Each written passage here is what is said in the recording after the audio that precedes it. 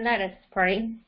Heavenly Father, we want to thank you for meeting at this time to discuss this important topic on cooking school.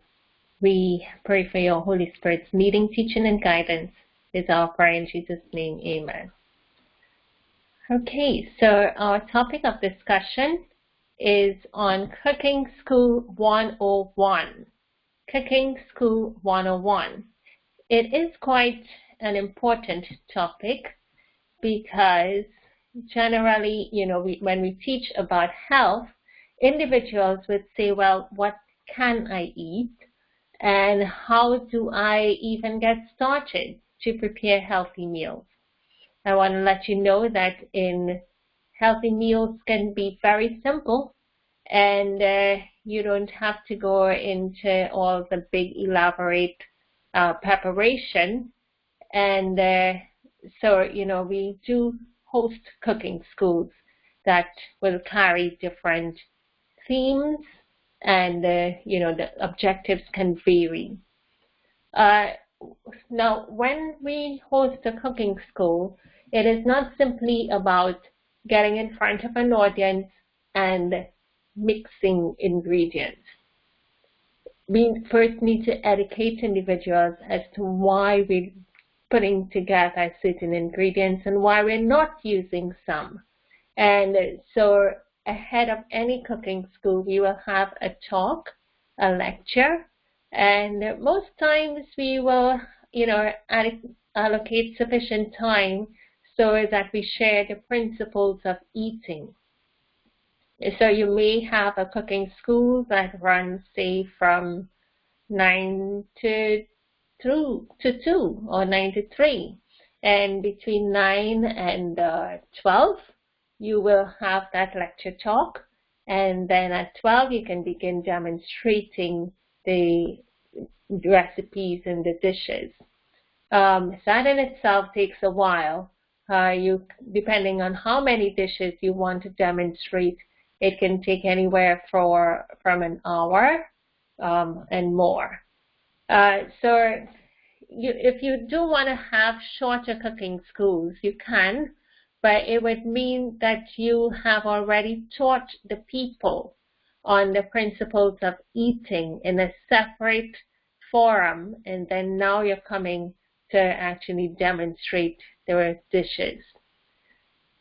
So people need to understand that what they put into their mouth can make a night and day difference for their health, whether they feel well, healthy, energetic, or if what they put into their mouth can cause them to feel fatigued, too stuffed or filled, or problems with digestion.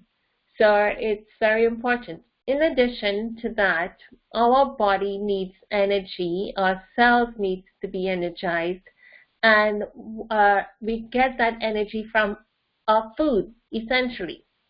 And so our food is quite important in terms of energize all of our body cells. So we would always refer to Proverbs chapter 26, verse 2, part B, that says, the curse causeless shall not come. And in the book of Ministry of Healing, disease never comes without a cause. Disease never comes without a cause. So when we're cooking for health, we want to be able to make sure that the food does not bring about an ill condition. And so whenever you see a disease, there must be a cause. Let's look for the cause. And in terms of food, we want to be able to prepare healthy meals to bring health and healing to the body. But disease is an effort of nature to free the system from conditions that result from a violation of the laws of health.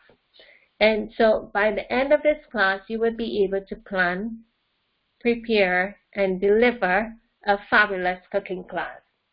So the whole objective, you are part of a cooking class at the end of this presentation, but you will also, the goal here is to share with you how you can formulate your own cooking class, and it's very simple. Knowledge in regard to how we shall eat and drink and dress in reference to health must be gained. So how we should eat and drink in reference to our health, we need to know this. Disturbance is created by improper combinations of food. And you can see our presentation on my plate to understand more about the combinations of food. Fermentation can step in, the blood is contaminated, and the brain becomes confused when we have improper combinations of food. And you find it so simple that when the proper combinations of foods are adhered to, that the brain fog goes away and the mind is more alert and the memory is peaking, and and the person doesn't have a fatigued kind of a feeling over the body. So the person is more energized, all because of the proper combinations of food. So it is a religious duty for those who cook to learn how to prepare healthful food in a variety of ways, so that it may be both palatable and healthful. So question 1, for those who cook, they need to learn how to prepare healthy food in a variety of ways. So one food need not be prepared in the same way. There are so many different ways in which the foods can be prepared. And you find that once there is a will, the Lord makes the way. And so in the kitchen, ideas can come to you in such amazing ways that what you have never thought about before in terms of preparing preparation of a particular type of food comes to your mind, and you're able to do so. I always like to encourage little ones to cook in the kitchen. So when you're preparing your meals, you can invite them to, participate with you and get involved in what you're doing. In this way, they can be excited about their food, want to eat it, and a lot of children do not have a good appetite. We find if you sit with them, have a little talk about some dish that they are interested in eating, then you get them to participate in preparing it, and so often they are excited and interested in eating it. So get them interested in eating from early eating of the healthy foods, so that they would be able to have this habit of eating healthy, nutritious foods from early. It also does well for their body, that their constitution is even stronger as their healthful habits and healthful foods are set in place from early ages.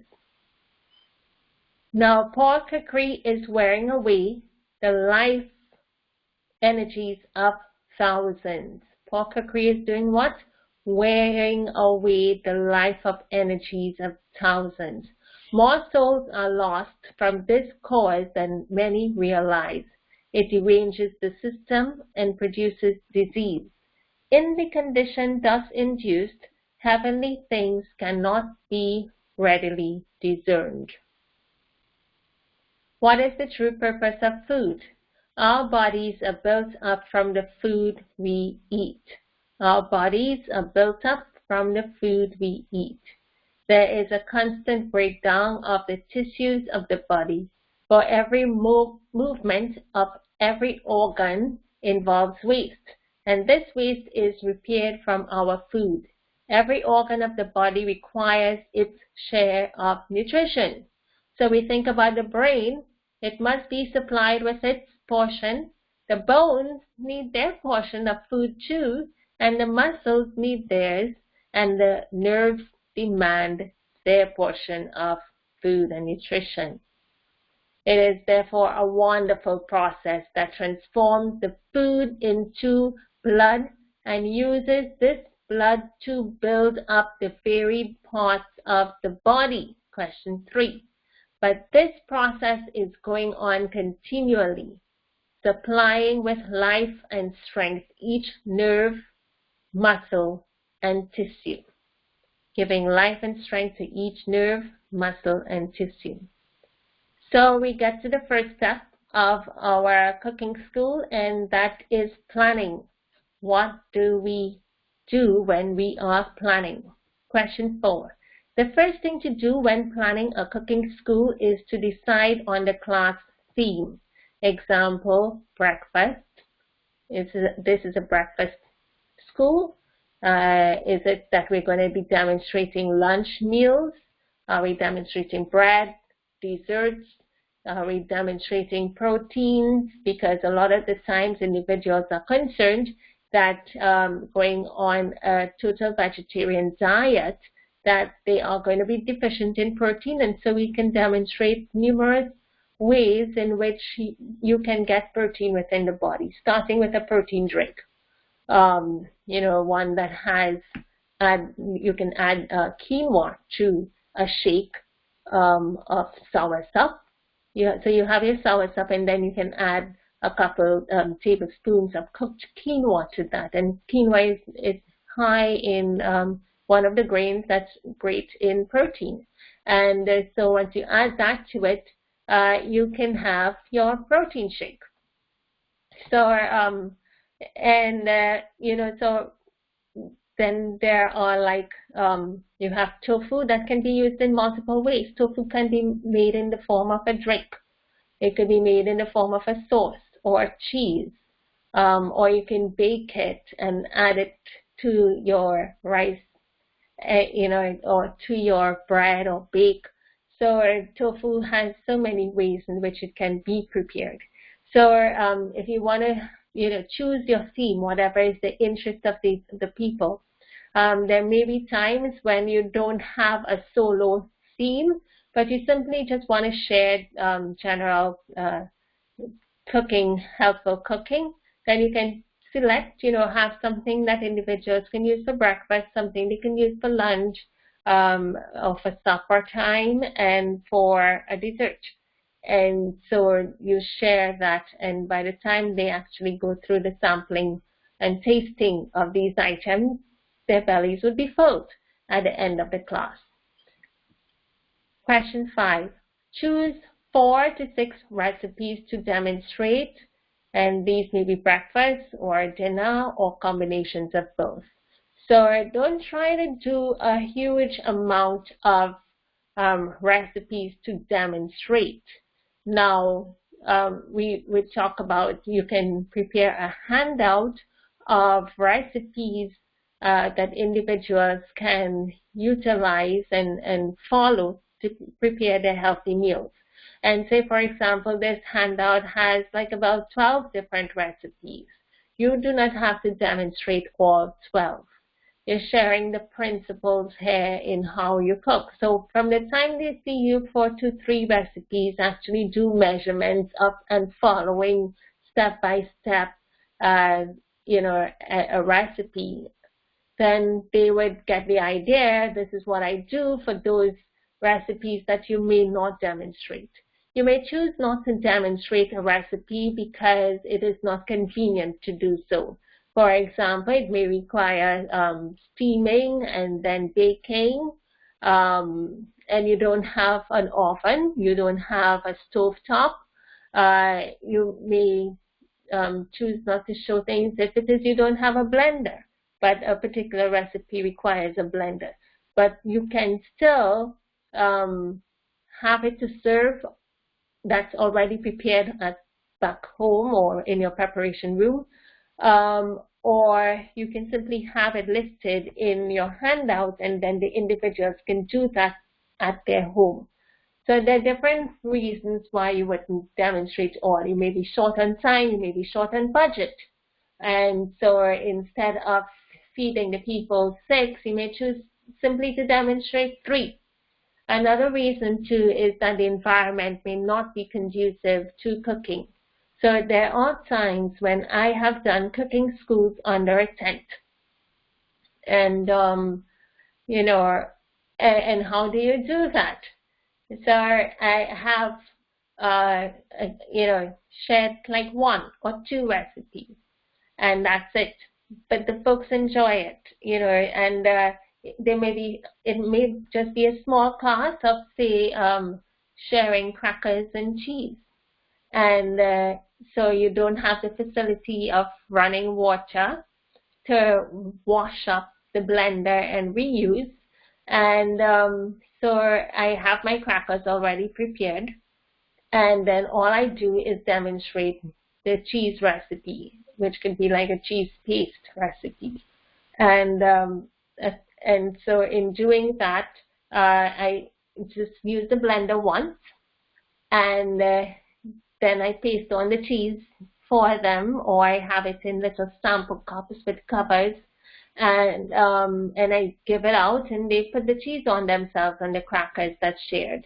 So there's so many ways in which the cooking school can be done, and I want to tell you that I've done many cooking schools, and no 2 cooking schools are ever the same. Every time it is different, and circumstances, situations, the ingredients that you have to work with can dictate that.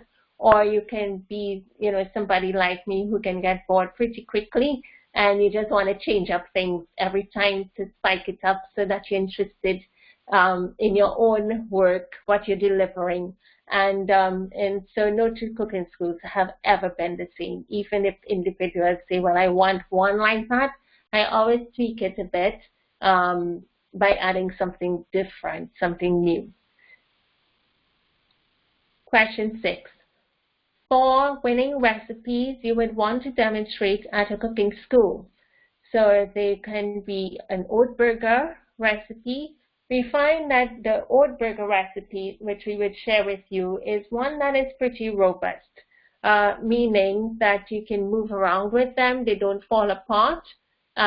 You can prepare them long in advance, and then, it's all ready and done by the time you are ready to present for your cooking school, or even to prepare for your cooking school, which is, so then simple mayonnaise is another one that's quite tasty. And if you look, these are ingredients that individuals would have normally had in an unhealthy way.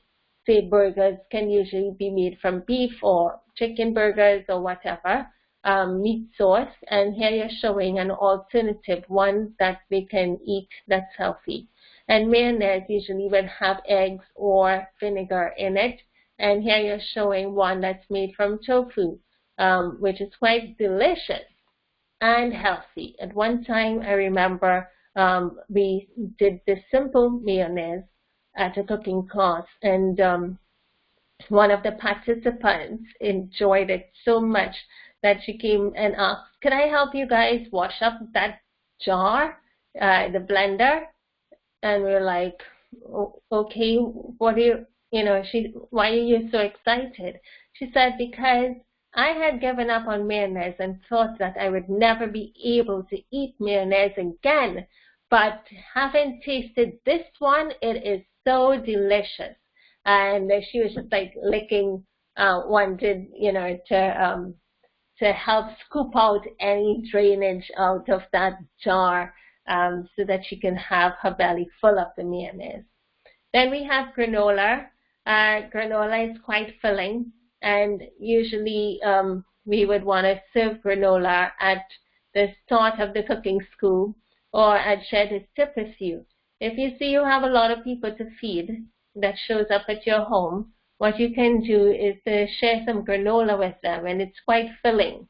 So by the time you actually have to dish out the food that you have to now multiply by so many, you don't have to put out too much on their plate, and they would be quite satisfied, because the granola being served up front tends to fill them up pretty quickly, and so they soon not be hungry and needing more.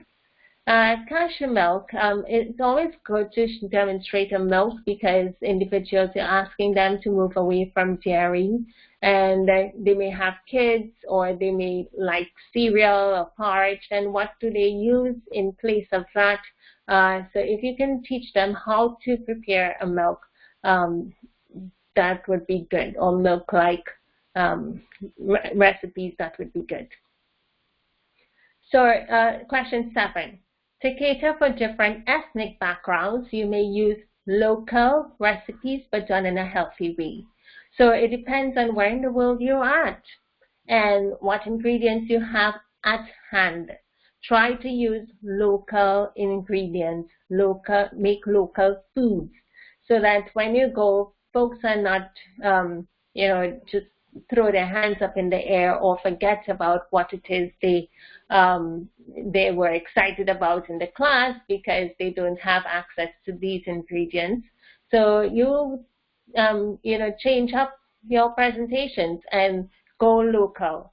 So for example, if as here you're in Korea or in one of those Eastern countries, say like in China or so forth, you can do this. This is kelp seaweed. So a little seaweed wrap like this, and you have sushi rice, and then you have some filling of cucumbers and avocado in the center there, and you can actually make that, and it's quite delicious. So question 8, plan your lessons in advance and organize yourself for each lesson. It takes preparation, mentally, physically, that you prepare in advance. And so do not take a cooking school for granted. You need to be properly prepared. And this requires making a checklist for yourself so that you would be able not to miss anything.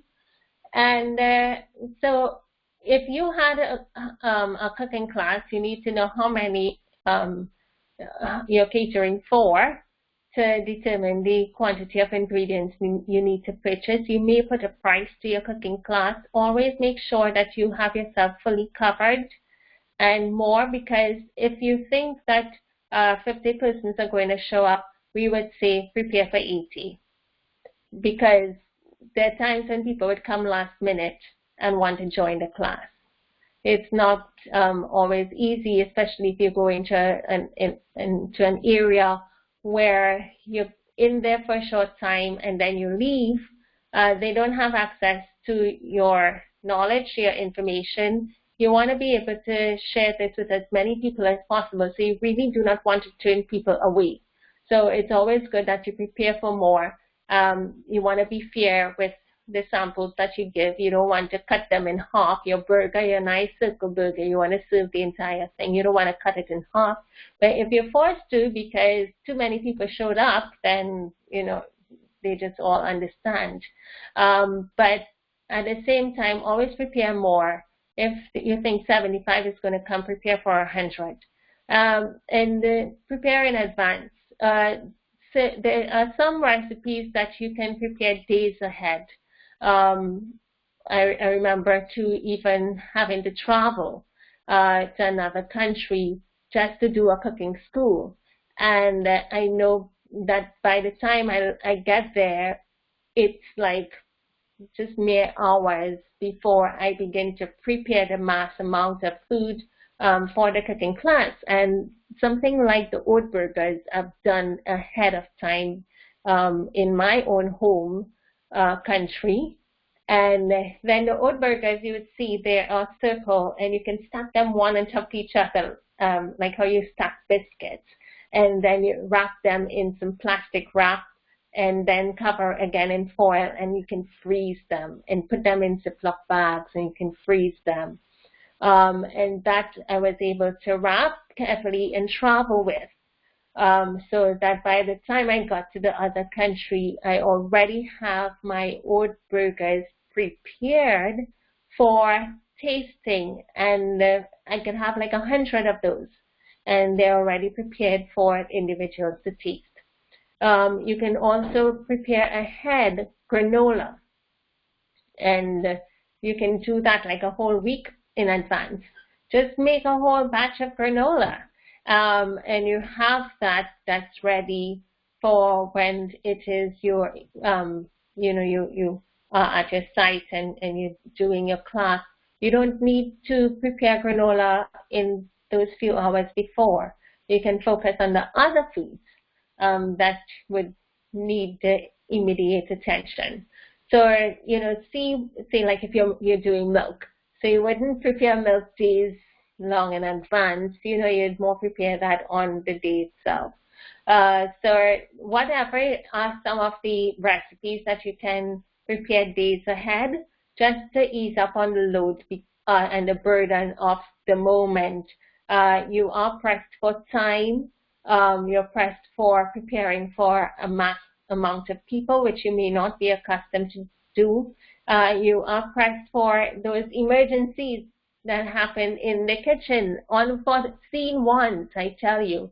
And you know, you want to be able to have yourself covered a bit.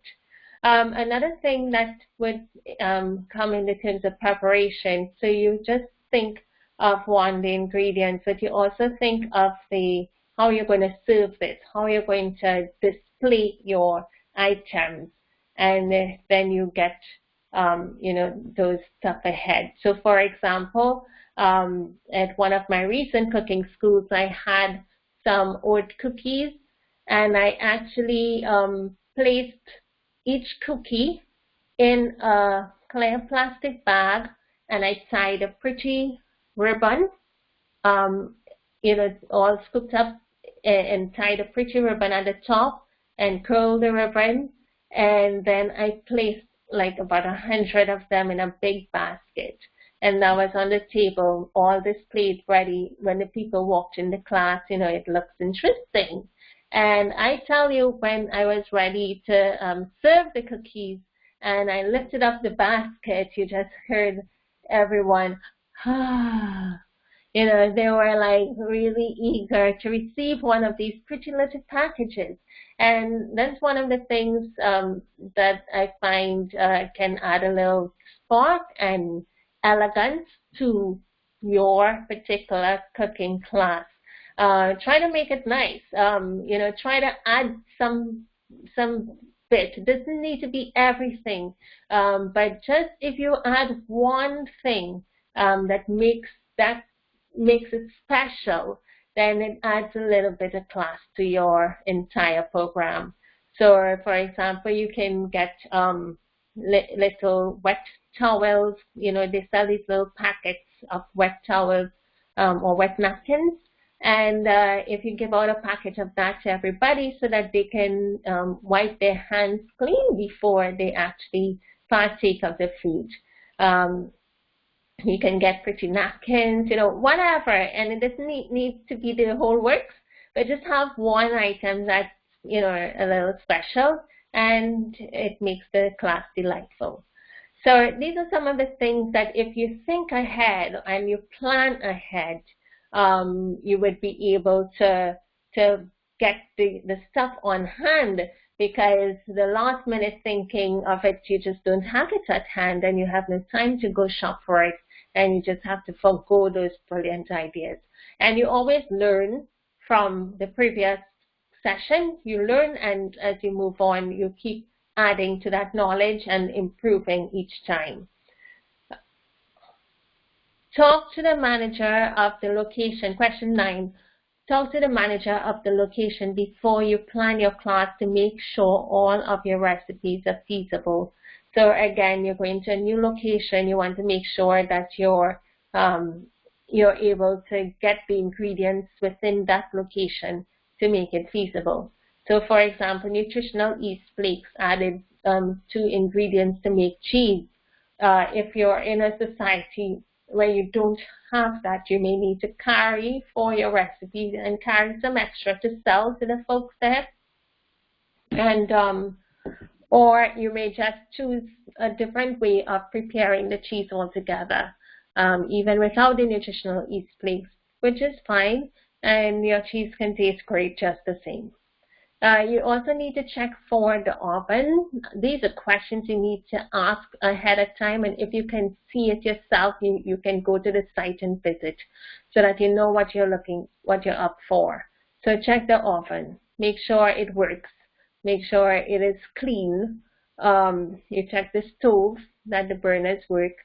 do they self-light, or do you need matches or a lighter? You check for the refrigerator if there's one, if it works. You also check for a blender. Where will you get one? Is one being provided for you? Do you have to carry your own? What about knives? You may probably take your knives, or does the site have utensils? You may be going a far distance, or you may be going to a whole new area, a different country, and you don't have these things, so you need to ask for them so that the organizers arrange and bring them to the site for you.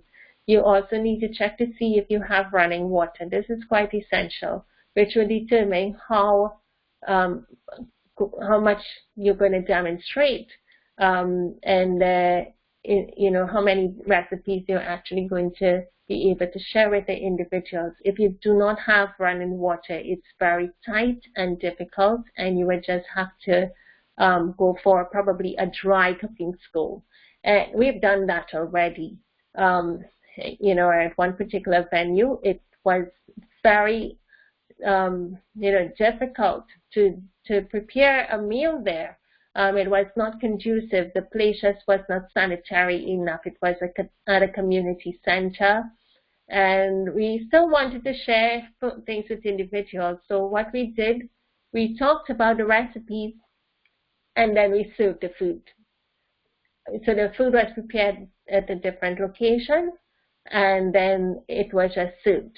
And we did not demonstrate anything because, you know, for fear of, you know, it was just like an open space that wasn't quite conducive to preparing a meal there.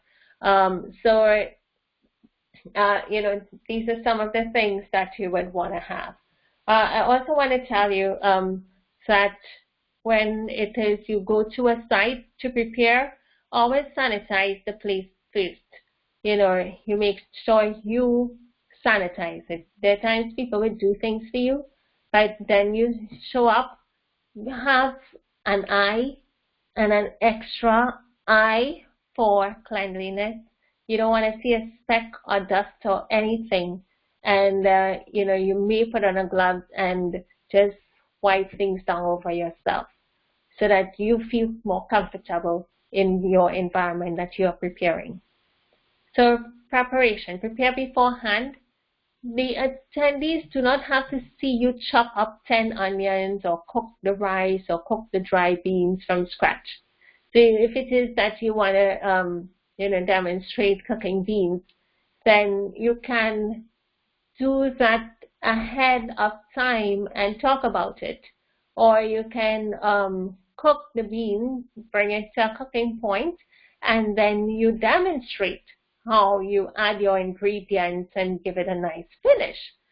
But you're not going to spend the entire time in a class waiting for a pot on the side to finish cook before you can continue your demonstration. No. You're not going to be baking stuff to serve one right away. Try to avoid that. Bake your items back at home, back at the preparation time. When you come to present at a cooking school, you want to have all of those baking things done already. That is which you're going to serve. You want to have all those done and ready to serve. What you demonstrate in front of people, that just gets put aside. If you do bake it, it's somebody baking and watching that, you know, for later on, but not to be served back within the class, you know, for some, especially some of these big items. Like milk, you can demonstrate milk and serve right away. We can demonstrate cheese sauce for mac and cheese. We can demonstrate barbecue sauce and serve right away. But there are other bigger things. You do those things back at home, and then you bring a near finished product and you show the final stages. If you're baking something, bake enough samples at home, yeah, to share. In case something goes wrong with the oven, you don't want to have that disaster in your hand. So you want to make sure that you secure the people's samples way in advance. Another point here, invest in a high high-end blender or Vitamix, which can last for long-term use. So you want to have a good quality blender, especially when you start using all these nut recipes. Nuts and seeds tend to take a greater toll on your blender, so the little feeble ones would not do. And especially if you're going to demonstrate in a cooking school, you want to have something robust. So invest in something like a high-end blender. It would also save time in your demonstration. You don't have to wait for this thing to churn and churn. Quick pulse pressing and you're done. Question 10. If you choose to prep on site, allow 3 to 4 hours ahead to allocate for prepping, depending on the amount of recipes that you're demonstrating.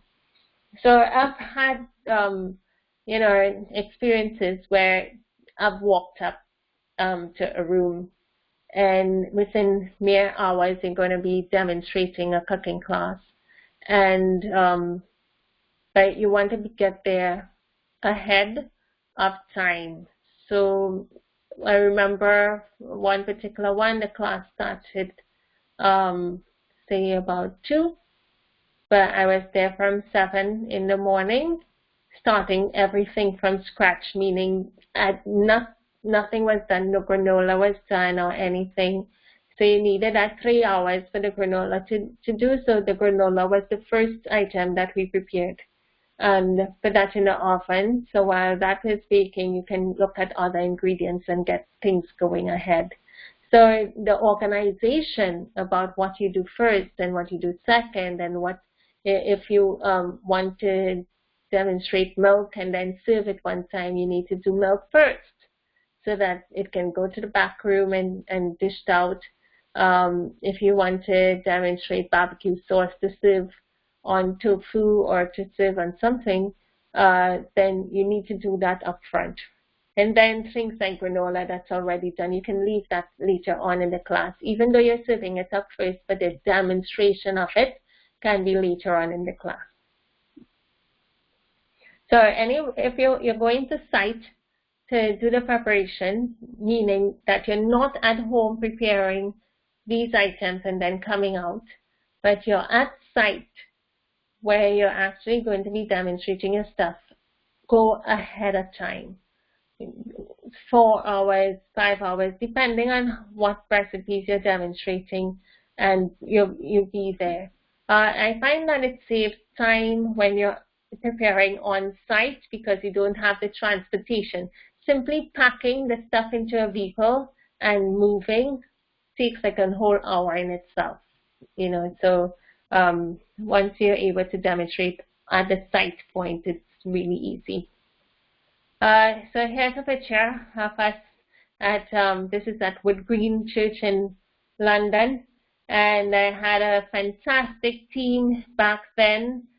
This is one where we prepared on site, and these ladies were very much helpful in following all the instructions that I stood on the outside of the kitchen area with table helping to prep a couple items, but this was one of my best cooking schools where the coordination and everybody was just so complimentary to each other, and things ran smoothly. We were on time, and it turned out really great.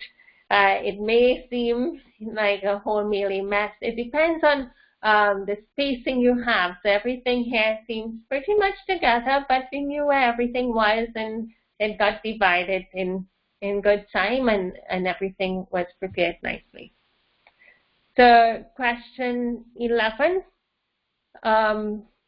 in prepping, put all the ingredients for each recipe in a Ziploc bag and then carefully label it. So let me explain this. Say we are preparing a recipe, and say this recipe is for milk.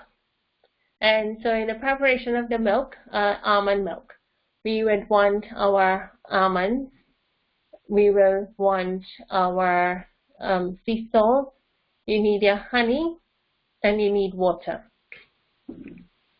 And so your almonds, you wash them and you put them in a Ziploc bag. You measure how much you would need for your almonds and you put it in a Ziploc bag. And you know, okay, that's and then you take that and put it in a bigger Ziploc bag along with the exact amount of salt, along with the honey, if you do have a small container with a cover, and you put that, all those little bits in a big Ziploc bag and you zip it and you mark on the front demonstration for almond milk demo, almond milk demo. And so that's, you know, how you package up your stuff. So by the time you have a container with all the different big Ziploc bags, you can, you know, you have one for the almond milk, you know, you have one for cashew milk, you have another big Ziploc bag with all the ingredients in smaller packages for your cheese, your agar sliceable cheese. You have another one, a big Ziploc bag for your oat burgers, and every bit of ingredients that's measured and in smaller parcels in that big Ziploc bag that's labeled oat burgers for demonstration. And that is what you're going to do. So that is part of the preparation. So you're not in front of the class now calling the measurements and now measuring. That takes away time.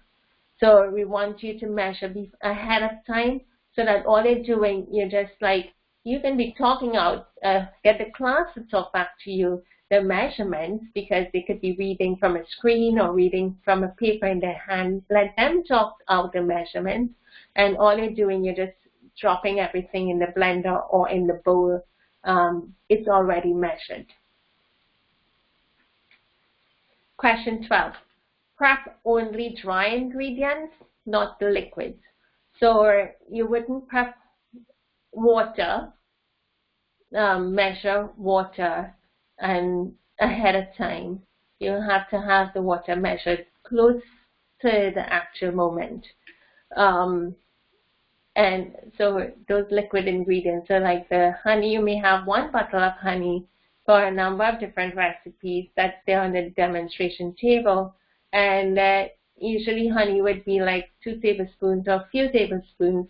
And so you can measure that. But the bulk of the rest of the items are measured and packaged ahead of time.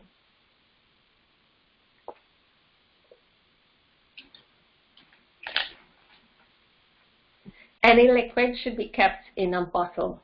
So you may have a separate bottle that you store your liquids in. So here is an example of mac and cheese preparation. So you see you have the cashew nuts here. You have the lemon juice. Then I have the water, all the water here now in some clear plastic glasses, and they're covered with a plastic wrap. And then in these little containers, I would have like the sea salt, the onion salt, the garlic salt, garlic powder, onion powder.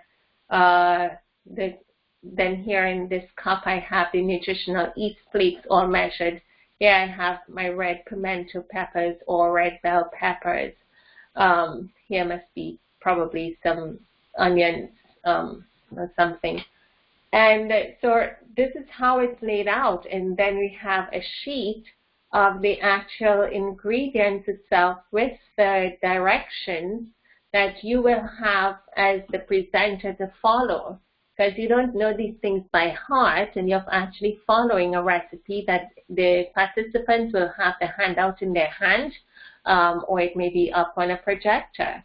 But you're following, and you know what's written there as you put together these ingredients. So all these ingredients will go into a blender to blend. But this cashew nut is already washed and here in a bowl, and it's covered. Here we have some of the cheese sauce that was already prepared and will be added to the macaroni. At the class, and mixed all together so you get the mac and cheese finish. But so we have batches 1, 2, and this is going to be a third batch that will be mixed in the class, blended in the class, added to these, and then served on the macaroni itself. Question 13.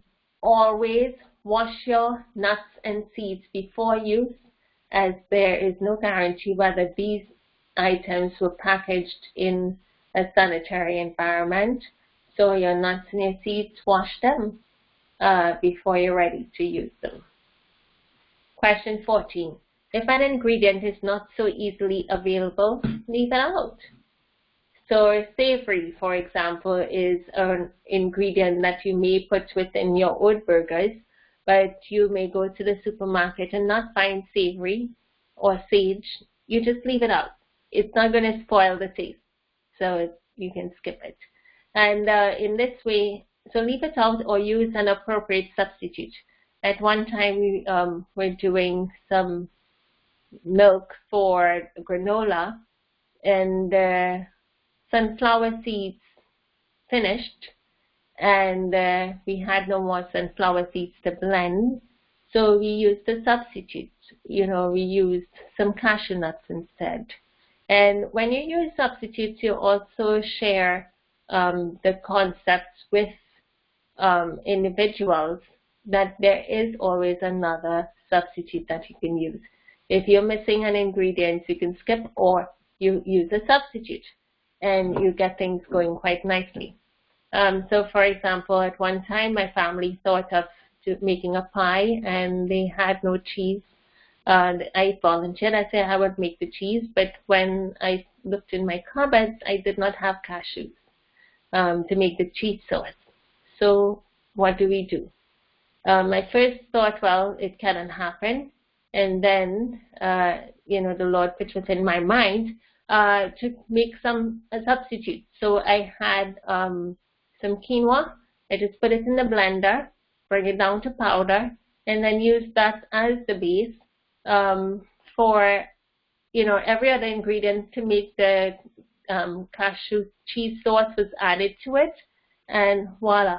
At the end, you had your quinoa cheese sauce, and you added it to the ingredients, baked it, and it tasted great. So there's always something else that you can use. Question 15. Vanilla increases gastric juices to the stomach, and like other extracts, it usually has alcohol in it if it's a vanilla extract. So you find vanilla is not one of those items that would appear in our recipes. Question 16.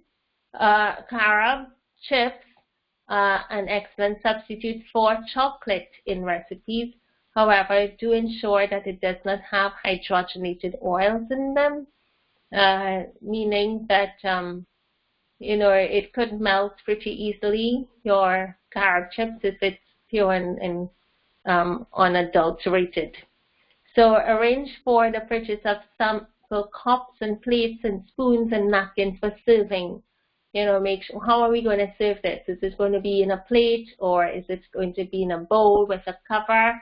I like doing bowls with covers because if individuals don't want to eat at a particular time, they can save their food that they get for later on right away. They don't need to come and ask you for a container to take away because everything is in a bowl with a cover. Or then you can make sure you have your cups that they're going to sample for their drinks or their granola, put it in a cup and so forth. Delivering the cooking school. Question 17. Appear professional with proper utensils. You want to have head covering, an apron and gloves. Keep work areas sanitary and wash your hands often. So here you have Sister Luke and myself. We're actually here at one of our recent cooking schools. Question 18. The kitchen cannot be a thoroughfare for visitors. So a lot of times people want to come around by the kitchen door, come inside, watch to see what you're doing, gently usher them out and, say, we're just trying to hustle up here. We'd soon be ready. We'd call everybody when we're ready. You may need to be firm with some individuals. Say, no, only those who are participating and preparing need to be in here right now, please. It's pretty confusing to have more folks in here, and just kindly ask them to wait until we're ready. Keep only kitchen helpers in your kitchen. Question 19, avoid taking phone calls or talking unnecessarily over the food. So as a rule, if you're preparing, that's it. If you have to take a phone call, you step out, you take your gloves out, you take the call, and then you come back and you wash your hands and you put on clean gloves again. So you don't want to talk over the food unnecessarily either. Question 20. Think carefully about the order in which you present the recipes so you don't accidentally save the long cooking recipes for the end of the class. So this is, say, for example, if you want to serve the barbecue sauce right away within the meals that we're giving individuals to sample, put those up front. Don't leave them for the end. And then we're waiting and everybody's waiting. They can't eat yet because they're depending on this additional barbecue sauce to come in. One of the things that I like doing is from the time we get started, we would usually, try to serve people early and not wait till all the talk and demonstration is done, then to serve them. We would usually, start up, serve granola, serve the milk, and they get eating. And meanwhile, you can do the cheese for the mac and cheese, get that stirred together, and begin dishing out. As much as you can, begin to dish out the meals and start serving the people so that they can eat while they watch you demonstrate more and so forth, because especially if you have the lectures ahead, it most times will be time for their eating when you're demonstrating, and you don't want people to be sitting there grumpy, hungry, and they, not happy. So, you start serving, and as they taste the food and see that it is so good, they are quite interested in learning how to make it, and you can get feedback from them one time. So here we have a couple recipes all laid out. We have about 3 trays here, and you can have more tables with all of your items laid out for each dish. When you have them laid out nicely like this, it makes it so smooth for your cooking school that you don't have to have people running to the back and bringing a new tray out with new items. If you don't have the trays, well, it would be like as tight as that. But if you have the space and if you have your trays, you can lay it out nicely, and everything that you need for this particular dish is here. You just have to blend it up, or you just have to mix it in a bowl.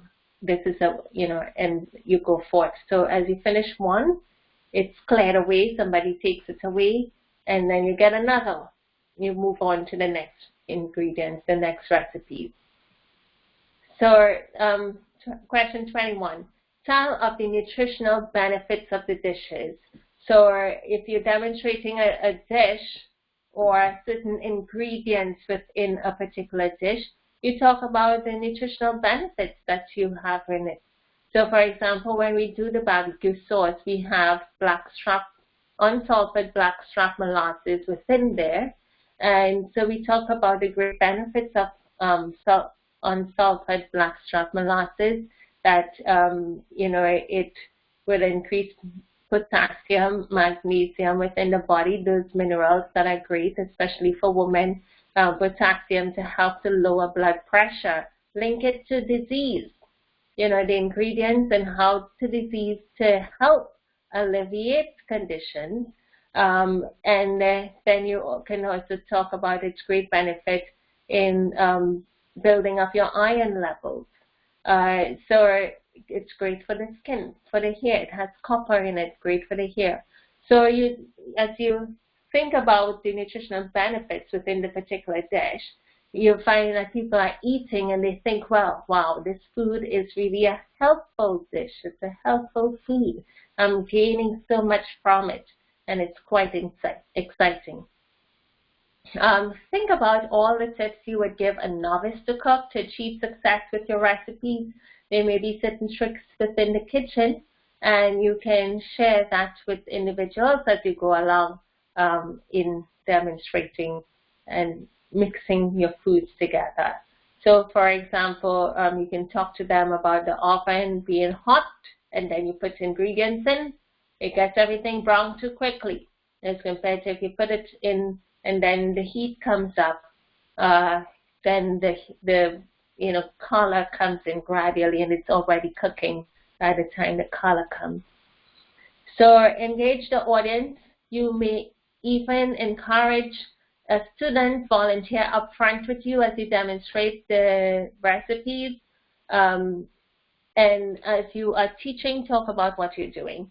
So you wouldn't stand at the front alone, that you're talking, you're putting stuff into a blender and you're blending.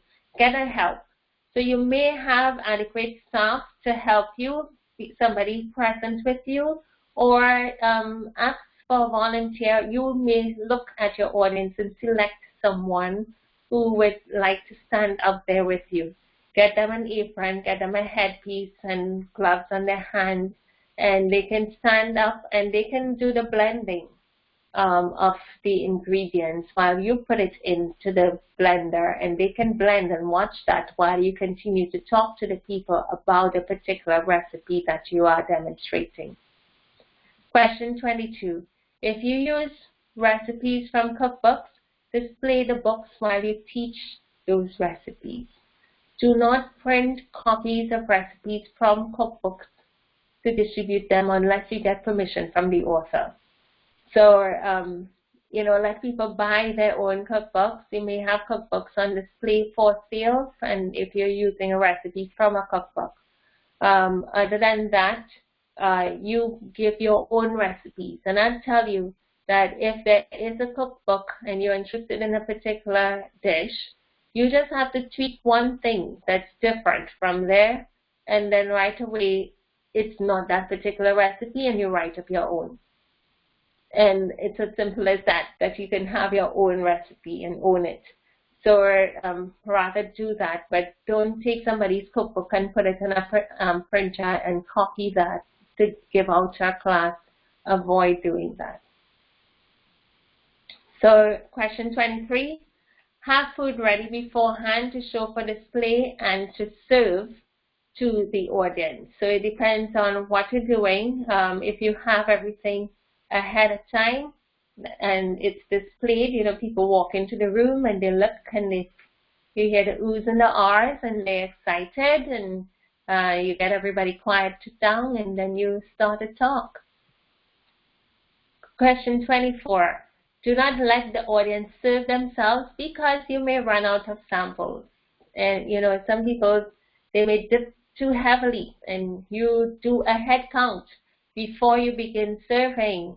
So get someone to head count for you, or you do it yourself.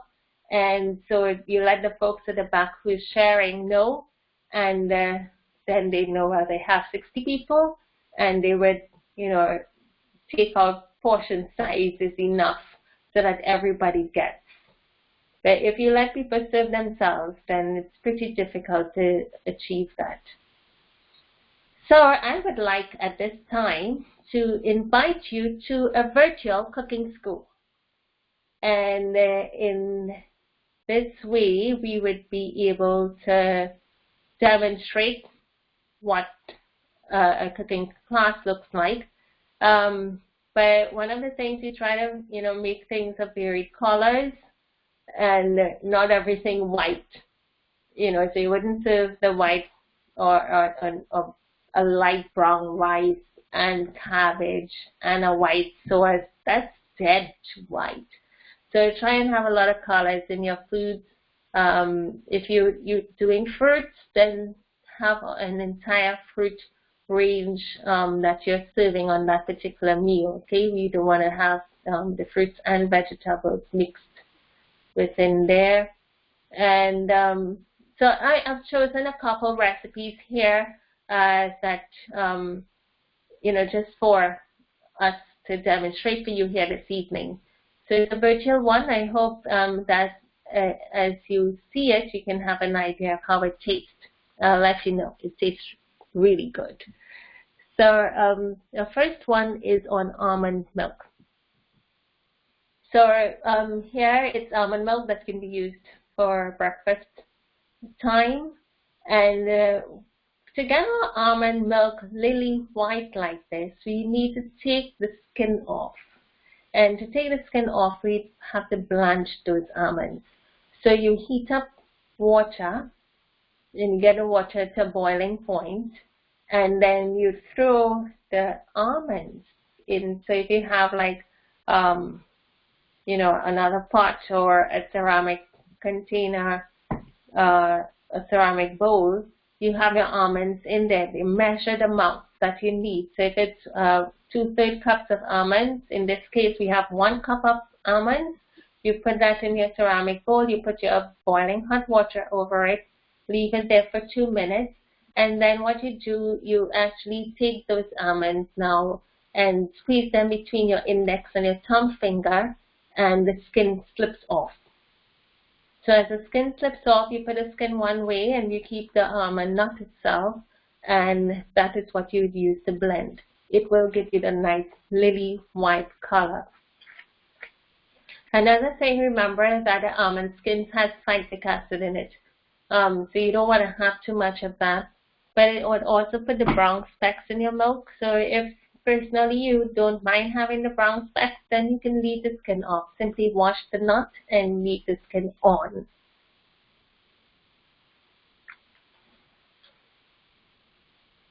You'd want to add 4 cups of water to this recipe, but when you are blending, so you have 4 cups of water, let's read, and then 1 to 2 tablespoons of honey, and 1/4 teaspoon of the pink Himalayan sea salt. So what we're doing here, we actually would blanch these almonds because we wanted lily white milk, and then you put within the blender, you put your almonds, your water. So you want to be able to put like half of the water first. So you here it calls for 4 cups. You put 2 cups of water within the blender with the almonds, the honey, and the sea salt, and you blend that till it is nice and creamy. You may have to let it blend for about 2 minutes.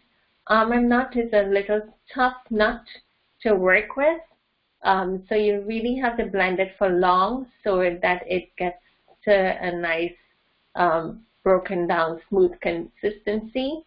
So you blend it until it's creamy, and then you add the remaining 2 cups of water to that mixture. It just fills up your jar of your blender. You're blending now, and you have like this full jar of milk. You put that in a bottle and you refrigerate it. Understand that this milk does not have any preservatives in it, so it can last anywhere from 4 to 7 days. Just make sure your refrigerator is cold enough to preserve. And one of the things when you have the blending for quite a while is that it makes all these little bubbles at the top, and you can drink this and get a nice white milk mustache, just the same. Our next recipe is the no oil granola recipe, and it's 7 cups of rolled oats, 1 cup of quick oats, 1 cup of shredded or unsweetened dried coconut, 1 cup of sliced or chopped raw almonds, and then 1 teaspoon of the pink Himalayan sea salt, 1/4 cup of sunflower seeds, 1 cup of water, and 1/2 cup of honey or maple syrup. So what we're going to do is get a bowl and actually go through the steps of putting the dry ingredients first in the bowl. So you put the 7 cups of raw oats, 1 cup of quick oats, and you go down the line. Let's see how the granola recipe is demonstrated here. So on the tray, we have everything that we need to make this granola recipe. Rolled oats, quick oats, coconut, then you have your nuts that's chopped up. One of the things when you're doing for preparing the nuts for a class is to remember that there are certain people in the class with denture problems, their teeth, so they may not be able to chew a hard nut if you were to cut up the nuts yourself. So we usually run this, pulse it through a food processor to break it down a little bit more on the finer side so that individuals, everybody could, eat the granola without having these big chunks of nuts in it. Sunflower seeds and honey here would be for blending. So add all the dry ingredients together. So you have the rolled oats, quick oats, the coconut, the chopped up almonds. You put that in a bowl, and they're all here. Next, you have the pink Himalayan sea salt, the sunflower seeds, your water, and your honey. Always add salt to the wet ingredients, because if you were to add the salt to the dry ingredients, you could get a salt may just stay bundled up in one section, and then when you eat it, you bite into a little salt pocket. So put the salt in the wet ingredients so it mixes properly. So you put these ingredients here into the blender and you blend it until it's creamy. This is your milky-like substance to add to your dry ingredients.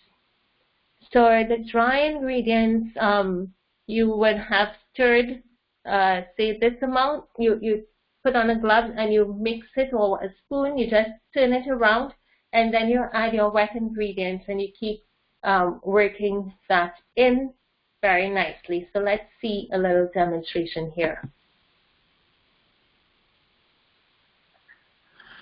Now we have all the dry ingredients mixed into the wet, and as you can see, it is sort of light with the liquid on it. It's not too tacky, it's not soggy.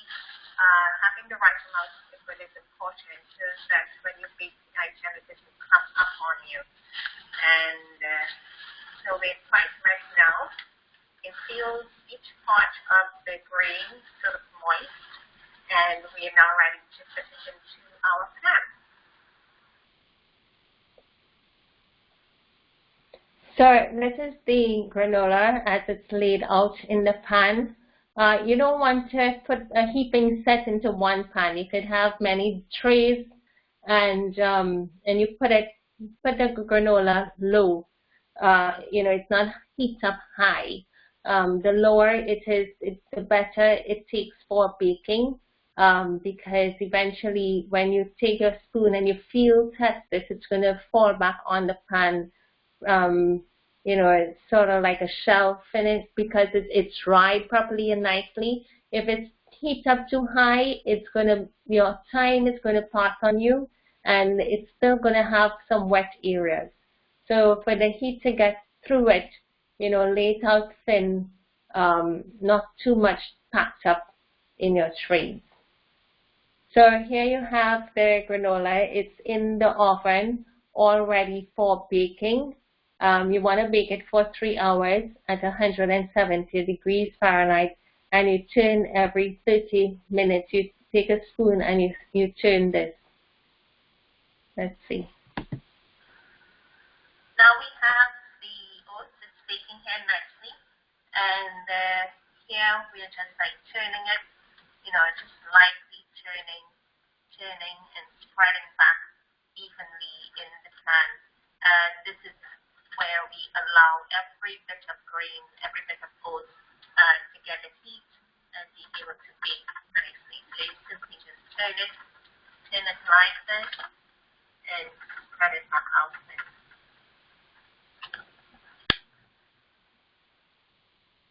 Okay.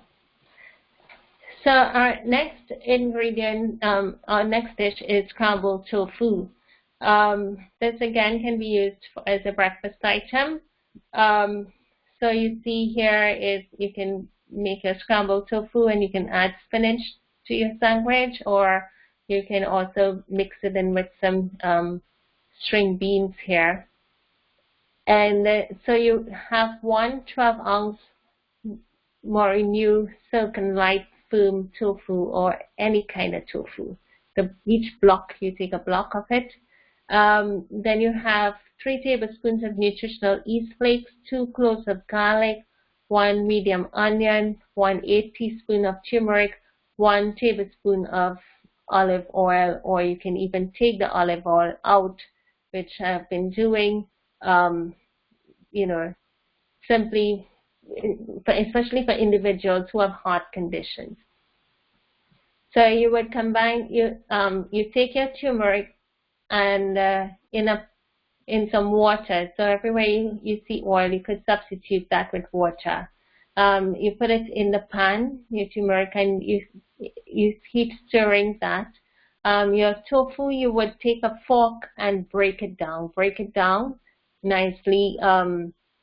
It's scrambled, so you just take a fork and break down the tofu, and then you add all the ingredients to your turmeric, and you stir that a little bit, let it low heat, let it simmer for a while, and then you add your tofu to it, and then you stir that in, and you leave the fire down low, cover it, let it simmer, so that it takes the taste, the tofu will take the taste and the flavors.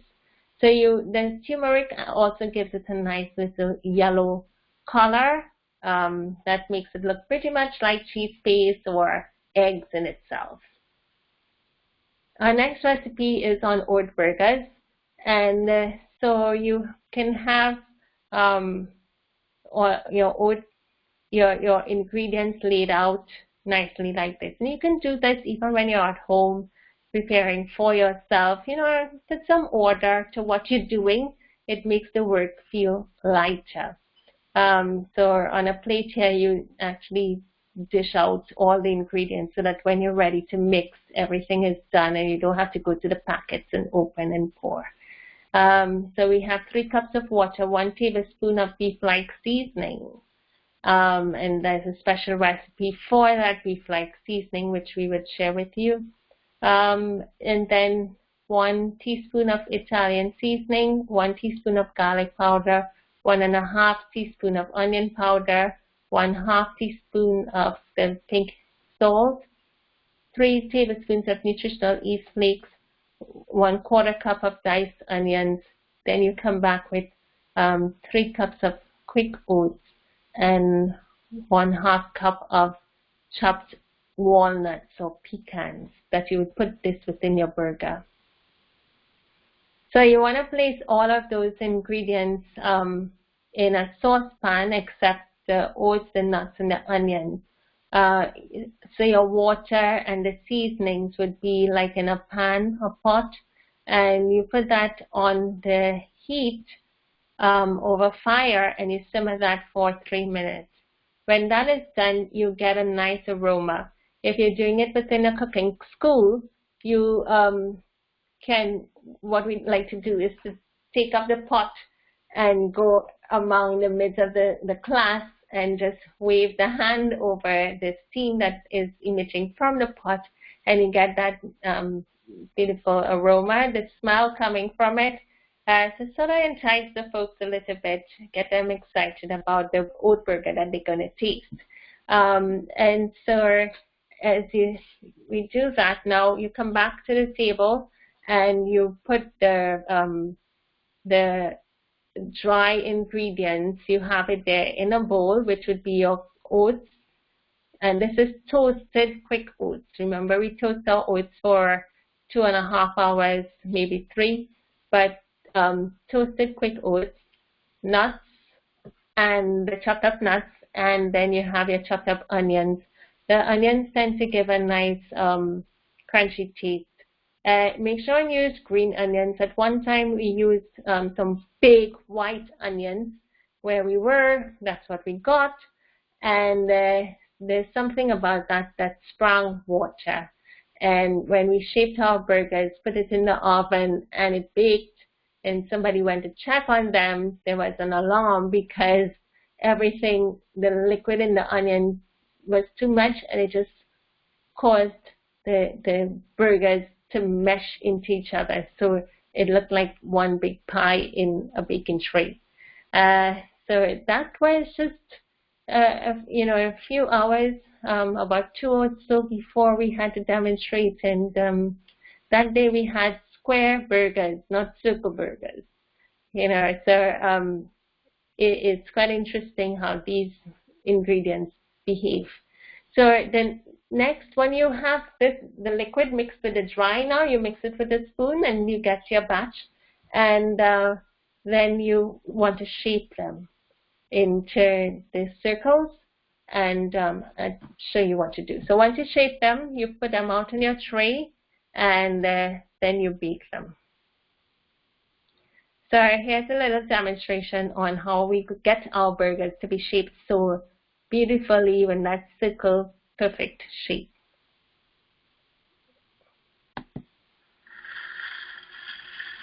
Okay, so what we're going to do is to show you how we get our burgers in a beautiful circle. You're probably wondering. First, we select a cover. This is a cover from a tahini butter jar. You can use any cover of any shape for size or depth, whatever you prefer. Next, we take plastic from glad wrap plastic and simply just spread it over the cover.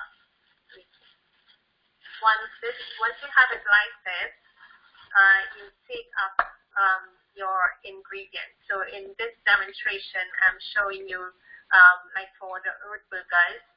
So I have the oats here, and I'm simply putting it on. You have the plastic and then the cover below. That's the shape. So you can do this for your oat burgers, your oat cookies, or any mixture that you have for your cookies or your burgers that you would want to have in the form of a circle. So you fill it up, not too high, and once this is done, then what I'm doing here is just peeling back the plastic and press it into the shape and make it nice to the edges, and you have that all there. Next, I open the plastic. You can also do this for lentils. So like you have lentil loaf, you can have your lentil burgers. So any bean, any grain that you want to use. So now, all I do, once I open the plastic back, I simply carefully turn over the item onto a dish. In this case, I'm demonstrating on this plate, and then just flip off. And that's how you see we have the nicely shaped burger, oat burger. So that's how we get our circles done beautifully.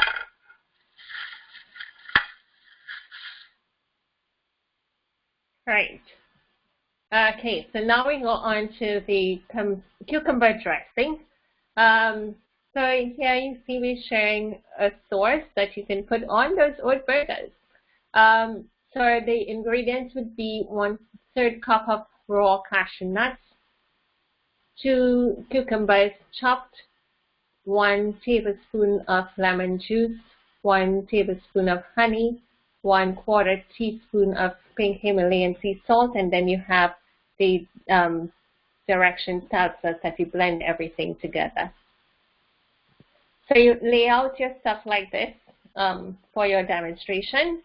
Well, of course, the lemon would be squeezed and portioned out. And the finish is a creamy, delicious cucumber dressing. Our next item is the mac and cheese. and you have our ingredients. You can choose whatever macaroni, elbow, Seymour, whatever shape of macaroni you want, you cook that. And all you're doing here is making a lovely cheese sauce to add to that cooked macaroni that you have. You can have gluten-free macaroni. You can choose to do a gluten-free cooking class. And, it's a little different, but all your ingredients will be gluten-free. So you can choose a macaroni like that's made from rice or soy for this particular one rather than the wheat.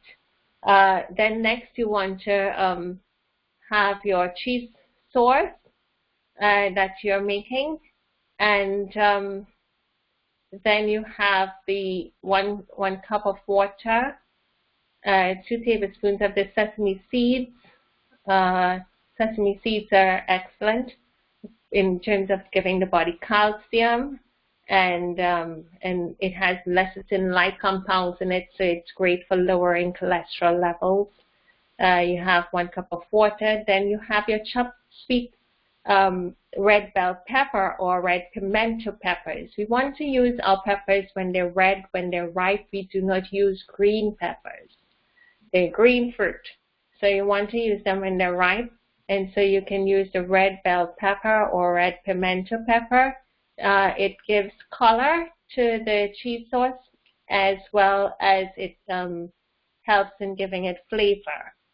Then you have your nutritional yeast flakes, your celery salt, your garlic salt, your onion salt, your pink Himalayan sea salt, and your lemon juice. And all of these things will be blended in a blender and come to be rich and creamy. And then you pour that over the cooked macaroni that's already there in a dish. You stir it around with a spoon, and it's ready to serve. You could also, at the same time, stick it within an oven and bake it for a couple of minutes, and you get the cheese sauce sticking on to the macaroni nicely. Our next dish is brown rice. You may not demonstrate this at a cooking school, but there are times when I like to serve it. Depending on the time of the day and if people are hungry, you want to be able to serve a nice brown rice, letting individuals know, well, how great brown rice tastes. And in this particular one, it's a wild rice that we have here that's been prepared. And but you can talk about it. So you need not demonstrate it, but you can talk about the preparation of it.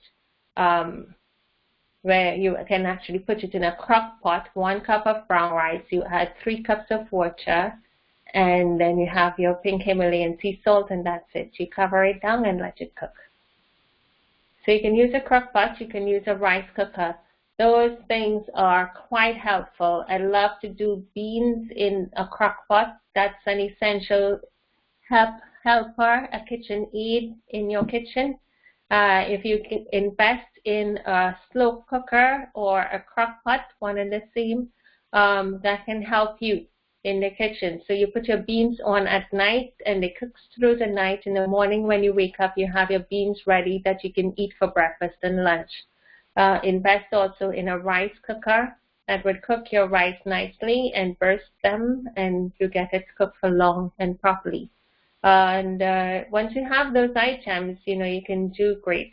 You can invest also in a steamer, and you can have your beans. So everything's set up, and you don't have to be laboring over a pot or worrying for things to stick or burn on you, because these things work pretty well. So here we want to share a dish, coconut curry with greens. It's not a fruit menu. It has vegetables in it, but it's one of my favorites. You could do the beans without adding the vegetables to it, and it tastes delicious. Or if it is, you want to add these veggies to it, you can. So I once did this for a cooking class, just to share in the video some healthy foods, but it was already done, And so all I did was just talk about the recipe and the served, because it requires some work over the stove top. But if you have a medium onion, you chop it up. You chop up your 2 or 3 cloves of garlic. You have your pink Himalayan sea salt, 2 teaspoons of cumin, 1 teaspoon of coriander seeds, and 2 teaspoons of turmeric powder, 3 tablespoons of urd dal, and you can skip this if you don't have it, but it's a nice fine little white seed of variation of a dal peas, and then 2 medium cubed carrots, 2 cups of chopped fresh spinach, 2 cups of cooked or canned chana beans or lentils, and 1 cup of coconut milk. So what you do, you get a pot and you put half cup of water, and then you add your onion, your garlic, your sea salt, cumin, coriander, turmeric, urd dal, and you cover that down and let it simmer for 3 minutes to cook. So the urd dal, it has no skin on it, and it comes in cooked quite quickly. Let's see, that's it there. It's a little seed. And so your chana will already been cooked. So you cook it like overnight in your crock pot, and it's cooked, it's soft, and all you're doing now is just seasoning and it's up. So once you simmer those couple ingredients, then you add your carrot that's been chopped up, and you simmer that for about 5 minutes or so, and then you chop it up small so that it can cook nicely, and then you add your cooked lentils or your chana peas and so forth, and your coconut milk at this time, and you cover that again, and you let it cook down nicely for another 5 minutes. You cover. So every time you cover and you allow to simmer, the ingredients is just soaking up within the item there in the pot. Then you add your spinach, and you allow it to simmer for another 3 minutes or more. You check to make sure the veggies are cooked properly. And I say a little bit more because you want everything to be succulent and nice as it mixes together. And so when you're done, it's all creamy, it's tasty, and it's quite delicious. So these are all the ingredients that you have laid out here, which that's in the pot. But it would soon, mesh nicely together and give it a beautiful finish like this. So the last ingredient is a dessert. You can share different kinds of desserts. This particular one is a black bean brownie. And it was first used in a gluten-free class. When folks think, well, for me to eat something, everything is wheat flour, then here is a gluten-free item. So you have your cooked black beans. So you cook it in your slow cooker overnight, and it's well cooked. So what you do, you take 2 cups of that. You add your half teaspoon of pink Himalayan sea salt.